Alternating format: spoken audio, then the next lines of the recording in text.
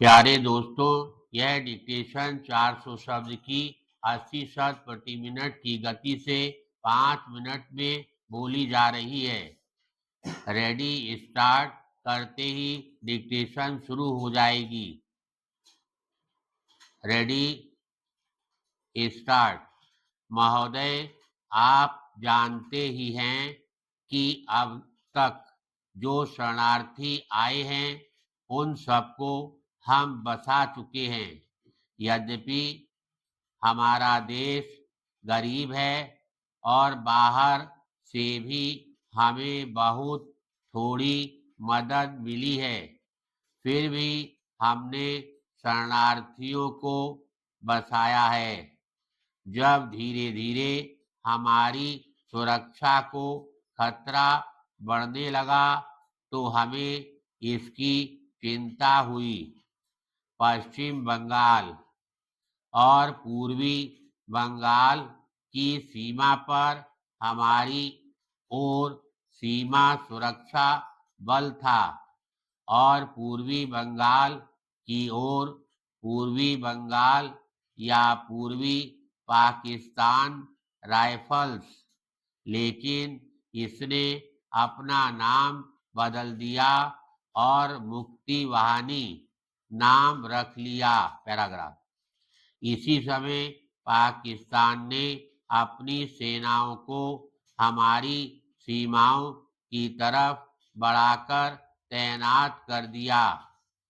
पश्चिम में ये कश्मीर, पंजाब, राजस्थान और गुजरात की सीमा की ओर बढ़ आई। जब पाकिस्तान की सेनाएं कश्मीर की सीमा पर पहुंच गई तो हमने संयुक्त राष्ट्र संघ पर्यवेक्षकों का ध्यान इस तरफ खींचा। उन्होंने हमें बताया कि पाकिस्तान की सेनाएं प्रशिक्षण अभ्यास कर रही हैं। इस पर कौन विश्वास कर सकता था? क्या वह देश जो पाकिस्तान के 3 आक्रमणों का शिकार बन चुका हो, इस पर विश्वास कर सकता था? हमारे देश की सुरक्षा को खतरा बढ़ता गया, लेकिन फिर भी हमने 10 दिन तक कोई कार्रवाई नहीं की। पैराग्राफ। 10 दिन के बाद हमने भी अपनी सेनाएं सीमा की ओर बढ़ाईं। जब तक हमने अपनी सेनाएं अपनी सीमाओं की तरफ नहीं बढ़ाई, छोटे बड़े किसी भी देश ने इस बात की तरफ ध्यान नहीं दिया कि पाकिस्तान की सेनाएं सीमाओं पर पहले से ही मौजूद थीं। उन्हें हमारे देश की सुरक्षा को उत्पन्न खतरे की कोई चिंता नहीं थी और ना ही इस बात की कि उन्हें इस बारे में कुछ करना चाहिए।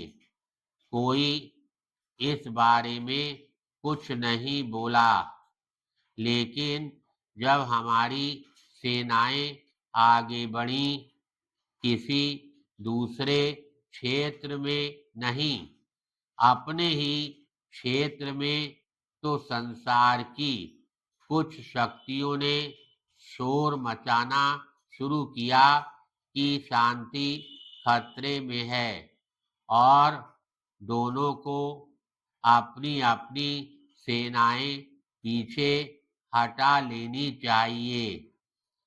तो क्या हम इसे मान सकते थे?